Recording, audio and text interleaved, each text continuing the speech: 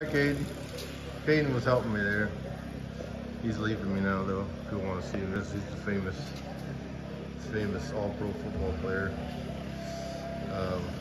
No, anyhow, I made a mistake and I should have made a video of this. This my New Holland 469 haybine. I showed the other day how this adjustment rod, the threads came out. It unthreaded itself somehow. I don't know if I adjusted it wrong or I don't know what happened. And it was wedged in here. Well, see them threads, it boogered up them threads and it wouldn't go in there. So I took it off and I found a nut and I ran it up and down the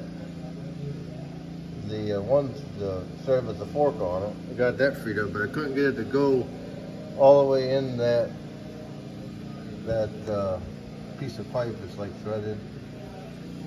I ran a bolt up there, I couldn't get it to go, and I tried cranking it. There's the crank, this is how you crank it. If you're watching this video, I'm assuming you have one of these, or you're just doing it for entertainment purposes. I know I'm extremely entertaining, so. But I should have made a video of me doing this, but I got it to go up and down quite a bit just by using a crescent wrench. But I couldn't get it to go far enough to get it back in that torsion bar. You almost gotta, this is the torsion bar right here, and that's, I'm assuming it's like a rubber torsion underneath there. And I couldn't get the thread up in there far enough. So I finally, after, one thing I've learned over the years of doing any mechanic work, or sometimes you gotta walk away from it. And I went in, took a break, but then I thought, if I put a bolt, because I had my impact gun, I had my big 3/4 impact gun, and I ran a bolt up there back and forth, but it still went, this went right up in there all the way. So I made this. I took this bolt and I ground it down, made it a little flat, and I drilled a hole in it. And I stuck this, I had this, let me see if I can show you. I had this arm off and I bolted it in there. And then I used my impact gun and I ran that thing up and down a bunch of times. And I got to go in there.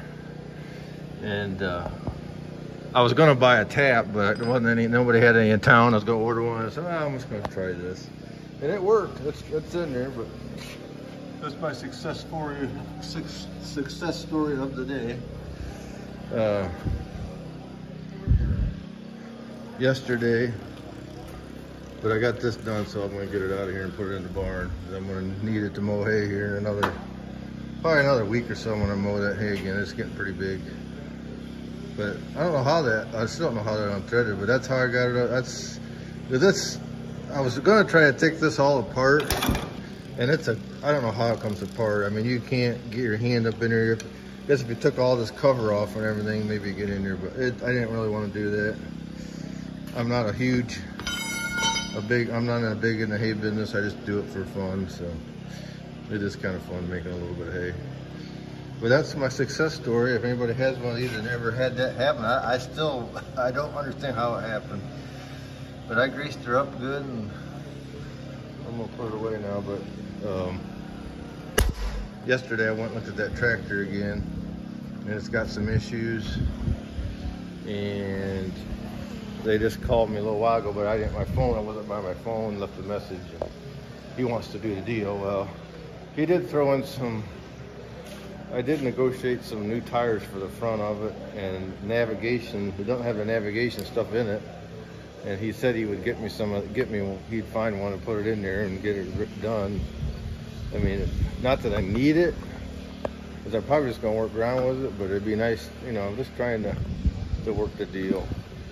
And it needs some other stuff done. The one display wasn't working, so I need to go back there and negotiate, make sure all that's gonna, get it in writing, that's already getting done. Still a lot of money, but probably the last tractor I'll ever buy.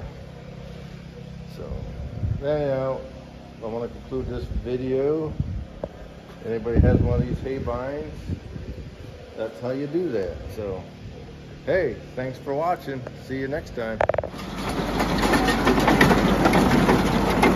It makes a lot of noise. I don't know if that's normal or not.